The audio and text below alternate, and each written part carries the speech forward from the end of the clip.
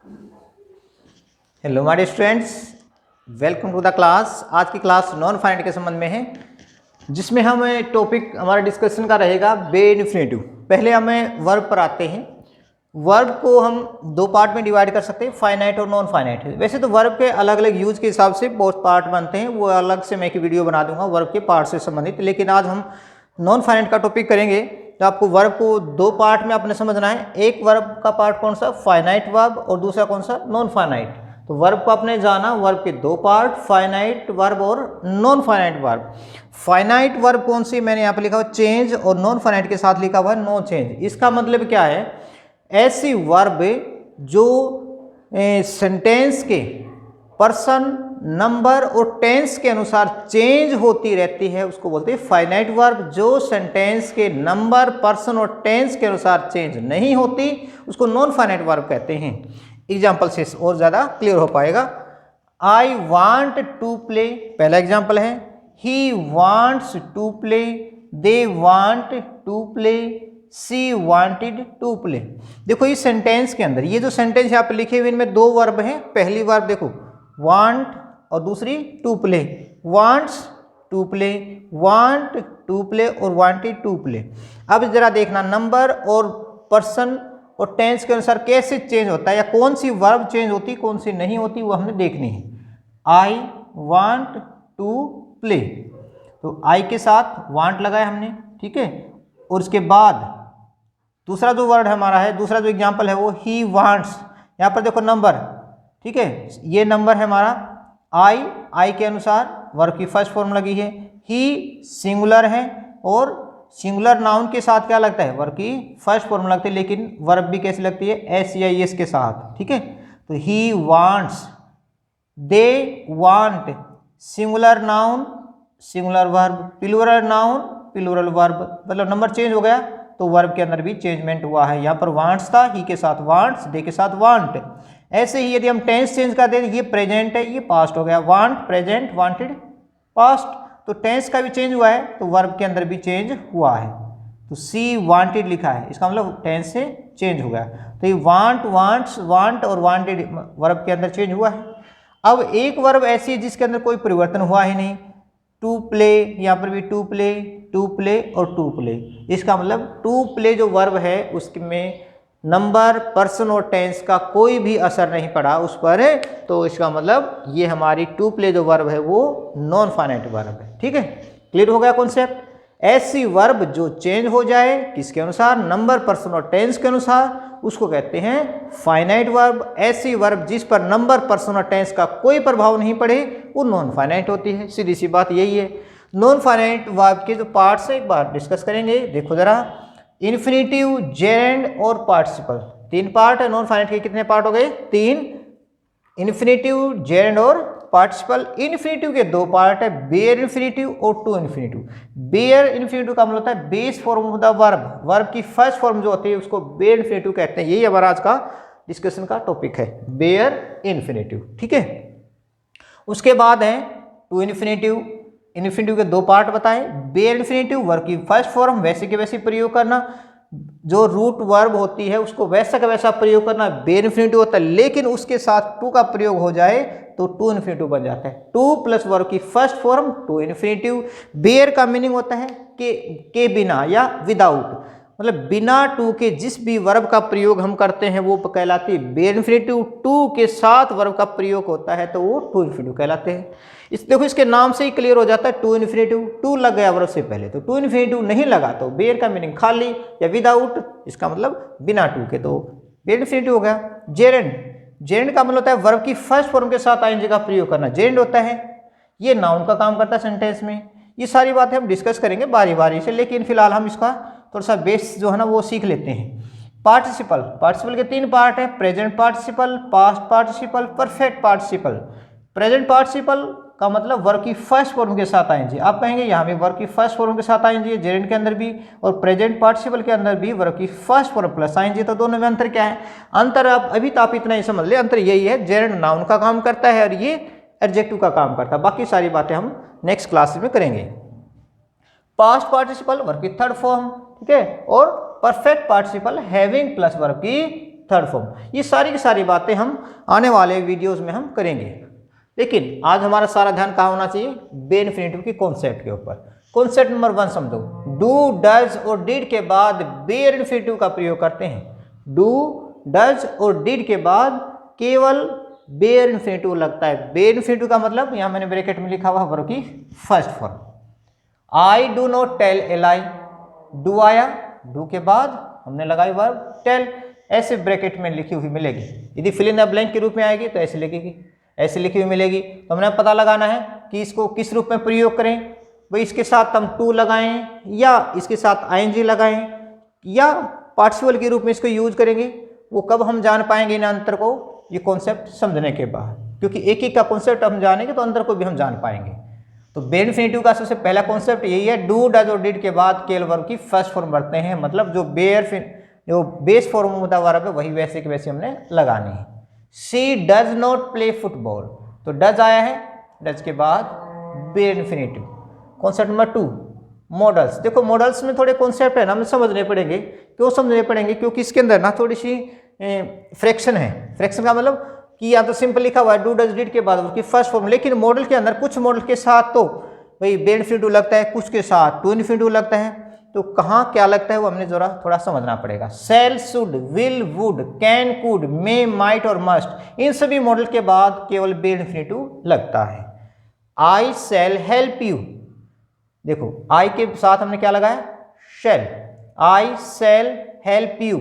अब हमें ये देखना है कि ये जो शैल है ये क्या है, एक मॉडल है, और मॉडल के बाद लगने वाली जो वर्ब है वो हमारी कैसी रहेगी, वो first form of the verb होगी, जिसको हम बे इन्फिनेटिव कहते हैं। एग्जाम के अंदर कैसे मिलेगा, हमारे यहाँ ऐसे दे देगा हेल्प। हमने ये देखना है कि इनके साथ हम क्या लगाएं।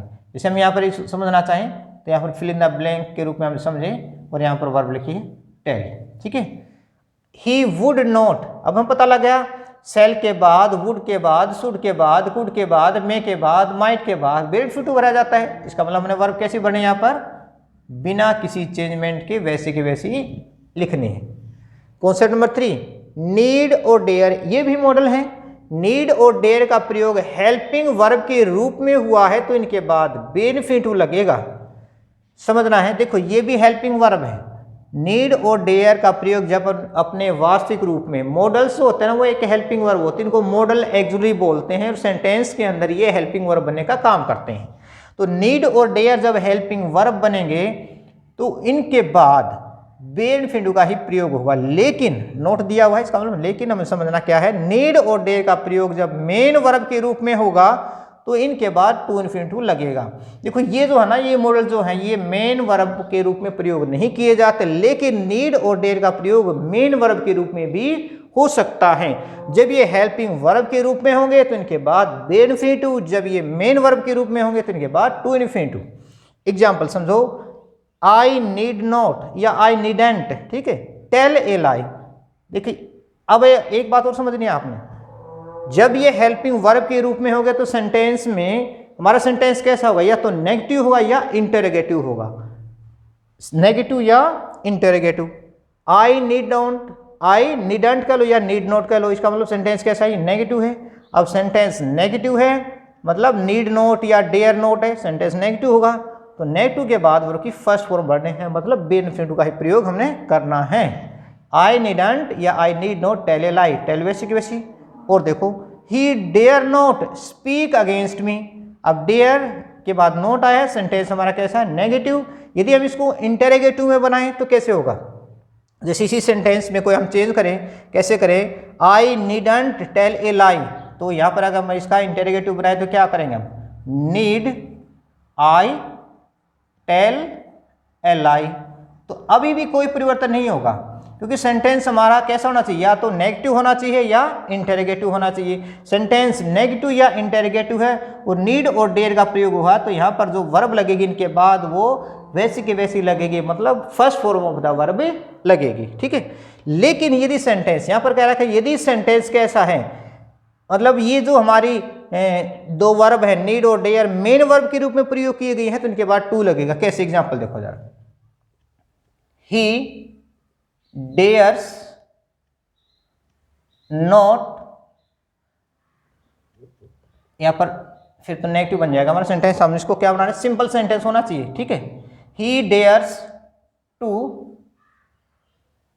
टेल ए लाई, क्या कहा देखो जरा सेंटेंस में, यहां पर सेंटेंस में ये मेन वर्ब के रूप में प्रयोग किया गया। आप कैसे पहचानोगे, ये आपके सामने हो सकता है कि समस्या हो जाए कि हमें पता ही ना चले कि ये सेंटेंस में ये नीड और डेयर मेन वर्ब कब बनते हैं, या कब इस सेंटेंस, क्या इस सेंटेंस के अंदर ये मेन वर्ब है या हेल्पिंग वर्ब, हम कैसे पहचानें। देखो सिद्धांत यही बताता है कि जो हेल्पिंग वर्ब होती है वो मेन वर्ब से पहले आती है, ठीक है।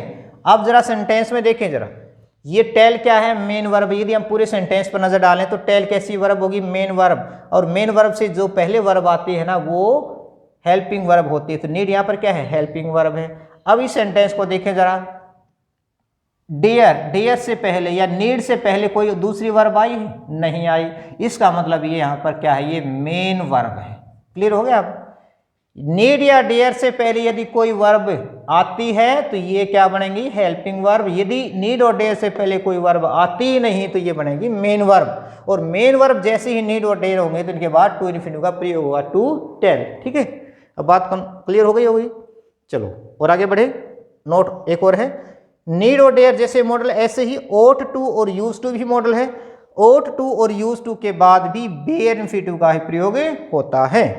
You ought to help the poor, ठीक है। ऐसे सेंटेंस ब्रैकेट में दे देगा हमें, सेंटेंस में क्या मिलेगा, ब्रैकेट में वर्ब दे देगा। हमें वर्ब को समझना है यहाँ पर क्या बने, ought to के बाद बेयर इन्फिनिटिव, वैसे के वैसे वर्ब भरती जैसे यहाँ दी हुई थी। सी यूज टू टेक टी, मान ली यहाँ पर टेक वर्ब दे रखी हो तो हमने क्या भरना है, वैसे के वैसे वर्ब भरने। ऐसे सेंटेंस में आ जाए शी यूज टू और वर्ब यहाँ दे दे तो क्या करेंगे हम, वैसे के वैसे भरेंगे बिना किसी चेंज के, ठीक है। क्लियर हो गया। ये थे मॉडल से संबंधित concept. Concept number 4, had better, had rather, had sooner, would better, would rather, would sooner के बाद बेयर इन्फिनिटिव का प्रयोग करते हैं। आप याद रखेंगे, इन कॉन्सेप्ट को आपने समझना है तो थोड़े से हमें चीज़ों को भी याद करना पड़ेगा, ठीक है। किस तरह के रूल बनते हैं हमें ये याद करने पड़ेंगे। तो हैड बेटर हो, हैड रादर हो, हैड सूनर हो, would better, would rather, would sooner के बाद केवल बेयर इन्फिनिटिव का प्रयोग होता है। कैसे, I would rather die than beg, यहाँ पर क्या आया है, वुड रादर, वुड रादर के बाद डाई वर्ब है, वैसे की वैसी, कोई बिना चेंजमेंट के। एक बात और आप याद रखें इस कॉन्सेप्ट में, एक बात का और ध्यान रखना, यदि देन आता है तो देन के बाद भी बेयर इन्फिनिटिव ही आएगा। कॉमन एरर कैसे बना देगा एग्जामिनर, यहाँ पर देन के बाद टू बैग दे देगा या बैगिंग दे देगा। हमने क्या ध्यान रखना, देन के बाद देखो वुड रादर, हैड सूनर, इस तरह का हमारा ये फ्रेज दिए हुए हैं। इनके बाद यदि देन आता है, देखो यहाँ तो भरेंगे ही हम बेयर इन्फिनिटिव, लेकिन देन के बाद भी बेयर इन्फिनिटिव ही भरा जाएगा। जो वर्ब है हमारी कैसी होनी चाहिए, first form of the verb होने चाहिए।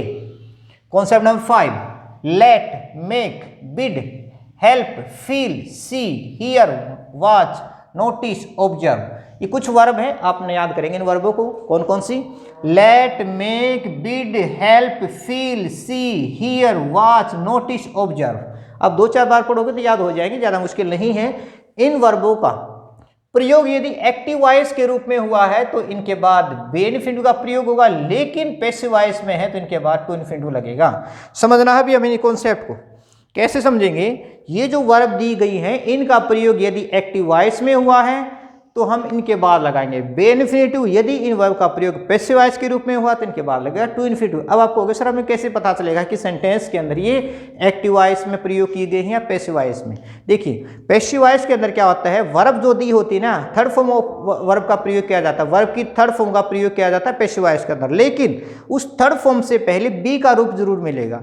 बी का रूप का मतलब प्रेजेंट के अंदर इज, एम, आर, और पास्ट के अंदर वाज या वर। इसके अलावा बी खुद भी जुड़ जाता है, ठीक है, और बीइंग या बीन, बी के is, am, are, was, were, be, been और बीइंग। पैसिव वॉइस से संबंधित जो वीडियोज हैं मैंने वो डाल रखी हैं, आप उसको देख सकते हैं यदि आपको कोई डिटेल से जानना है तो, ठीक है। अभी आप इतना जान लें कि इन वर्बों से पहले, ये जितनी भी वर्ब यहाँ पर दी गई हैं, इन वर्ब से पहले यदि बी का रूप आया है तो पैसिव वॉइस है सेंटेंस हमारा। यदि नहीं आया है, इनसे पहले बी का रूप नहीं है तो हमारा सेंटेंस कैसा है, वो एक्टिव वॉइस में है, ठीक है। एग्जाम्पल से समझवाएगा और बातें देखो। I made him write a letter, यहाँ पर वर्ब हमारी है मेड, देखिए इनका हम सेकंड फॉर्म या थर्ड फॉर्म के रूप में प्रयोग की जा सकते हैं। बेस फॉर्म है ये, इसके अलावा सेकंड फॉर्म थर्ड फॉर्म के रूप में भी इनको प्रयोग किया जा सकता है। यहाँ पर सेकंड फॉर्म है I made him write a letter. अब मेड यहाँ पर क्या है, एक्टिव वॉइस के अंदर हमारा सेंटेंस एक्टिव वॉइस का होगा ना, यहाँ पर मैंने लिखा हुआ एक्टिव वॉइस, लेकिन आपको समझना है कि सेंटेंस हमारा एक्टिव वॉइस का है या नहीं है। इसके लिए मैंने आपको एक बताया है कि इनसे पहले दूसरा सेंटेंस पर नजर डालें तो सेम सेंटेंस का मैंने पैसिव वॉइस बनाया है। तो हमने मेड वर्ब देखी, यहाँ भी मेड है, यहाँ भी मेड है। अब आप कहेंगे सर हमें कैसे पता चला ये सेकंड फॉर्म है ये थर्ड फॉर्म है। देखो ये अगर ये सेकंड फॉर्म है तो इससे पहले कोई वर्ब नहीं आएगी, कोई दूसरी वर्ब आएगी ही नहीं, ठीक है। पास्ट इंडेफिनिट के अंदर जो ये सिंपल सेंटेंस होते हैं उसके अंदर वर्ब की सेकंड फॉर्म का प्रयोग किया जाता है। लेकिन जब हम इसका पैसिव वॉइस बनाएंगे तो इससे पहले बी का रूप लगेगा। जैसे मेड आया है, ये थर्ड फॉर्म है क्योंकि पैसिव वॉइस में केवल वर्ब की थर्ड फॉर्म ही लगती है। इससे पहले बी का कोई भी रूप आता है, इज, एम, आर, वाज, वर, ठीक है, इनमें से कोई भी आता है तो इसका मतलब हमें ये जानेंगे कि हमारा सेंटेंस कैसा है, पैसिव वॉइस का है। तो मेड से पहले वाज आया है, सेंटेंस हमारा पैसिव वॉइस का है। मैंने आपको बता दिया है यदि हमारा सेंटेंस एक्टिव वॉइस का है तो बे इन्फिनेटिव, वर्ब की फर्स्ट फॉर्म वैसे की वैसी भरनी बे इन्फिनेटिव होता है। लेकिन जैसे हमारा सेंटेंस इन वर्बों के साथ हमारा सेंटेंस बना हुआ है तो वर्ब से पहले हमने देखना है कि कोई बी का रूप आया, यहाँ पर तो बी का रूप वाज है, तो इसके बाद जो हमारी वर्ब आएगी वो टू इन्फिनेटिव आएगी। मतलब वर्ब से पहले टू का प्रयोग करना टू इन्फिनेटिव होता है, वर्ब का वैसे वैसा प्रयोग करना बे इन्फिनेटिव होता है, ठीक है। एक एग्जाम्पल हो देखो, I saw her enter the office, active voice का सेंटेंस है। देखो हमें कैसे पता चला एक्टिव वॉइस का है, हमने देख लिया जब तो पता चल गया हमें। यहाँ पर सा सेकंड फॉर्म है, इससे पहले कोई बी का रूप नहीं आया, सेंटेंस हमारा सिंपल है, मतलब एक्टिव वॉइस का है। अब दूसरा सेंटेंस, इसी सेंटेंस को मैंने पैसिव वॉइस के रूप में बनाया है। यहाँ पर सी की थर्ड फॉर्म क्या होती है, सी, सा, सीन, ये सी फर्स्ट फॉर्म, सा सेकंड फॉर्म और सीन थर्ड फॉर्म। इसका मतलब वर्ब की ये थर्ड फॉर्म है और थर्ड फॉर्म से पहले बी का रूप वाज आया है, सेंटेंस हमारा पैसिव वॉइस का हो गया। अब जैसे हमारे इन वर्बों के साथ भाई क्या आया है, इन वर्बों का प्रयोग पैसिव वॉइस के रूप में हुआ तो हम यहाँ पर क्या भरेंगे, टू इन्फिनेटिव भरेंगे, टू इंटर आया है। क्लियर हो गई बातें? तो दो ही बातें याद रखनी है अपने, इन वर्बों का प्रयोग यदि एक्टिव वॉइस के रूप में है तो बे इन्फिनेटिव, यदि इनका प्रयोग पैसिव वॉइस में है तो टू इन्फिनेटिव। बस नोट देखें जरा आप, फील, हियर, सी, वॉच, देखो इनमें से कुछ वर्ब यहाँ पर लिखी हुई हैं। फील है, हियर है, सी है, वॉच के बाद V1 प्लस आईएनजी भी आ सकती है। V1 प्लस आईएनजी का मतलब है यहाँ पर लिखा हुआ PP, मतलब प्रेजेंट पार्टिसिपल। यहाँ पर देखो एक बार नजर डालो, जेड के अंदर भी वर्ब की फर्स्ट फॉर्म के साथ आईएनजी आती है और प्रेजेंट पार्टिसिपल के अंदर भी वर्ब की फर्स्ट फॉर्म प्लस आईएनजी आती है। तो अभी आपने यहाँ समझना है कि फील, हियर, सी, वॉच के बाद हम प्रेजेंट पार्टिसिपल का प्रयोग करेंगे। इन दोनों का जो अंतर है ना वो मैं आपको अच्छी तरह से समझा दूंगा आने वाले किसी भी एक क्लास के अंदर, ठीक है। तो सी, हियर, फील, वॉच के बाद हम क्या भर सकते हैं, V1 प्लस आईएनजी भी भर सकते हैं, चाहे हमारा सेंटेंस एक्टिव वॉइस का हो चाहे हमारा सेंटेंस पैसिव वॉइस का हो। यहाँ तो चेंज हुआ था, एक्टिव वॉइस के अंदर वर्ब की फर्स्ट फॉर्म मतलब बे इन्फिनेटिव, पैसिव वॉइस के अंदर है तो टू इन्फिनेटिव भरा है। लेकिन इन वर्बों के साथ यहाँ पर हमने देखा कि कॉन्सेप्ट क्या कहता है कि इनके प्रयोग हम दोनों तरह से प्रयोग कर सकते हैं, एक्टिव वॉइस के रूप में भी पैसिव वॉइस के रूप में भी। लेकिन वर्ब कैसी रहेगी, आईएनजी के साथ। I saw him leaving the class, he was seen leaving the class, इसी सेंटेंस का पैसिव वॉइस बनाया है। सीन वर्ब की थर्ड फॉर्म है, थर्ड फॉर्म से पहले वाज आया है मतलब बी का रूप है, सेंटेंस हमारा पैसिव वॉइस का हो गया। और पैसिव वॉइस में हम यहाँ पर V1 प्लस आईएनजी भी लगा सकते हैं, ठीक है। Concept number 6, but than except से पहले डू, डज या डिड हो तो इनके बाद बे इन्फिनेटिव का प्रयोग करते हैं। ध्यान से समझना है, देखो प्रत्येक कॉन्सेप्ट के अंदर कुछ न कुछ हमें नई बात सीखने को मिली है, दोनों का अंतर भी हमने समझना है। यहाँ पर क्या कहा है, बट देन एक्सेप्ट के बाद डू से पहले, बट देन एक्सेप्ट से पहले डू का कोई भी रूप है, डू का रूप का मतलब डू, डज या डिड आया है, डू आया है, डज आया है या डिड आया है, तो इनके बाद मतलब बट देन एक्सेप्ट के बाद हम क्या प्रयोग करेंगे, बे इन्फिनेटिव का प्रयोग करेंगे। यदि डू, डज या डिड को छोड़कर कोई अन्य वर्ब आई है, डू, डज या डिड के अलावा कोई भी वर्ब आ गई इनसे पहले, तो इनके बाद हम टू इन्फिनेटिव का प्रयोग करेंगे। कैसे, he does nothing but laugh. अब हमने देखा है, देखो बट पाएगा, देन पाएगा, एक्सेप्ट पाएगा। हमारी सेंटेंस में क्या है, क्या कंजक्शन है, बट, और बट से पहले हमने देखना है कि क्या डू, डज या डिड आया है, आया इसमें डज आया है, बट से पहले, देन से पहले, एक्सेप्ट से पहले हमने डू, डज या डिड देखना। यदि ऐसा है तो हम बी इन्फिनेटिव भरेंगे, मतलब वर्ब की फर्स्ट फॉर्म वैसे के वैसे हमने रखनी है। यहाँ पर यदि ऐसे दिया होता लाफ, तो आपने यहाँ पर कोई चेंज नहीं करना, ठीक है। लाफ का हमने वैसे का वैसा भरना है, ठीक है।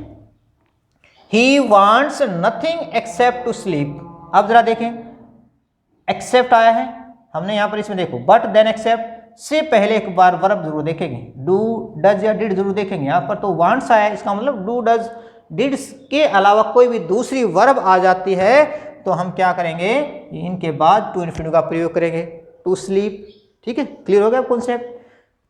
तो ये हमारे जो कॉन्सेप्ट है बी इन्फिनिटिव संबंधित बिल्कुल ही आसान है। आप यदि फिर भी ये कॉन्सेप्ट मैंने वैसे बहुत ही अच्छे विस्तार से आपको बताएं, फिर भी यदि आपका कोई भी डाउट रहता है तो आप कमेंट बॉक्स में लिखा करो। जितना पॉसिबिलिटी मेरे से होगा मैं आपको क्लियर करने की कोशिश करूंगा। आपके जो भी क्यूरीज हैं, जो भी डाउट्स हैं, आप कमेंट बॉक्स में लिखेंगे तो उनका आंसर मैं जरूर दूंगा।